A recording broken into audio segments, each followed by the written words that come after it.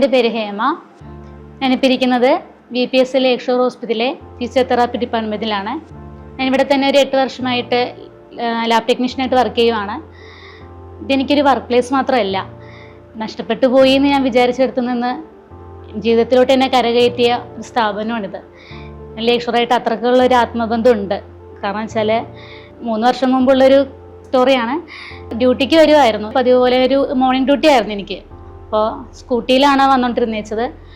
അങ്ങനെ ഡ്യൂട്ടിക്ക് വരുന്ന സമയത്ത് മാടവനിന്ന് ഉള്ളിലോട്ടൊരു കട്ടിങ് ഉണ്ട്, ഫിഷറീസ് കോളേജിൻ്റെയൊക്കെ അവിടുത്തെ ഹോസ്റ്റലിൻ്റെ അടുത്തായിട്ട്. അപ്പോൾ അവിടെ നിന്ന് വന്ന വഴിക്ക് ഓപ്പോസിറ്റ് ഒരാൾ നടന്നു വരുമായിരുന്നു. അപ്പം അന്നേരം അയാൾ വണ്ടിയിലോട്ടൊന്ന് ബട്ടൺ ചാടിയതാണ്. അപ്പോൾ അന്നേരം പെട്ടെന്ന് സഡൻ ബ്രേക്ക് ഇട്ടു. എനിക്ക് പെട്ടെന്ന് ഒരു പിടി കിട്ടിയില്ല. ബ്രേക്ക് ഇട്ടപ്പോഴേക്കും മുട്ട് കുത്തിയിട്ട് ഞാൻ ഇരുന്നു പോയി. അപ്പോൾ ആ മുട്ട് കുത്തിയിരുന്ന ഒരു പ്രഷറിൽ സ്പോട്ടിൽ എൻ്റെ എല്ലാം മൊത്തം പൊടിഞ്ഞു പോയി. മുട്ടിൻ്റെ അടുത്ത ലിഗമെൻറ്റും ഫുള്ള് കംപ്ലീറ്റ് പൊടിഞ്ഞു പോയി.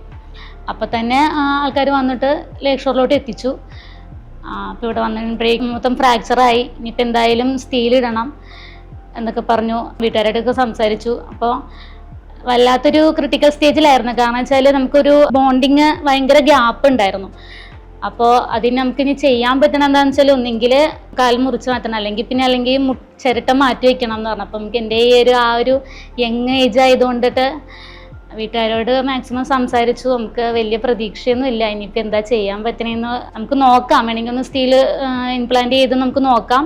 അപ്പോൾ എന്താണ് ഇനി അങ്ങോട്ടേക്ക്, കാരണം പഴയ പോലെ നടക്കാതില്ല. ഞാനൊരു പ്രൊഫഷണൽ ഡാൻസറാണ്, ക്ലാസിക്കൽ ഡാൻസറാണ്.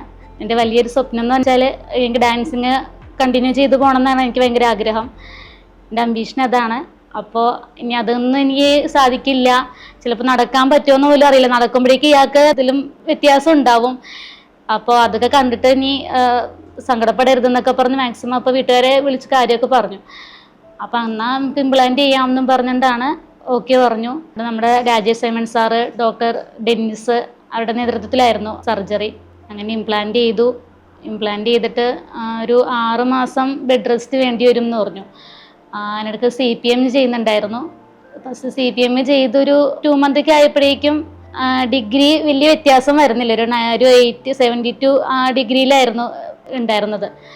പിന്നെ പതിയെ അതൊരു 90 ഡിഗ്രിയിലോട്ട് ആയി വന്നു.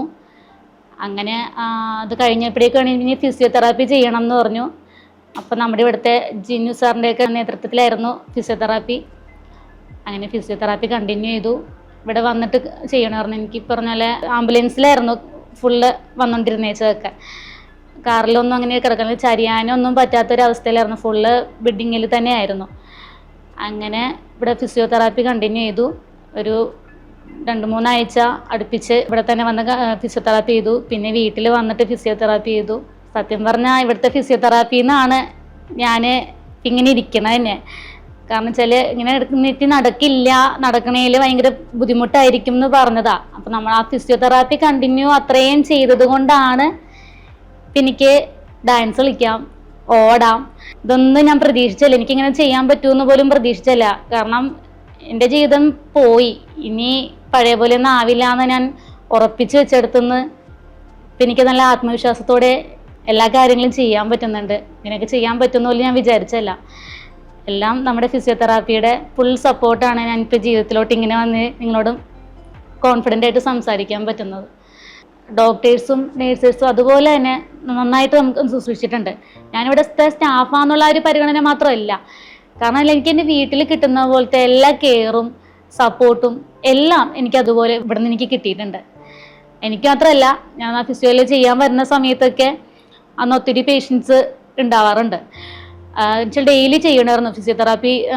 ഒരു 2 ദിവസം കൂടുമ്പോൾ അടുപ്പിച്ച് വന്ന് ഫിസിയോതെറാപ്പി ചെയ്യണമായിരുന്നു. അപ്പോൾ ചെയ്യുന്ന സമയത്തൊക്കെ കരച്ചില, അതായത് ഭയങ്കര വാവിട്ട് കരയും. അത് അത്ര പെയിനാണ്.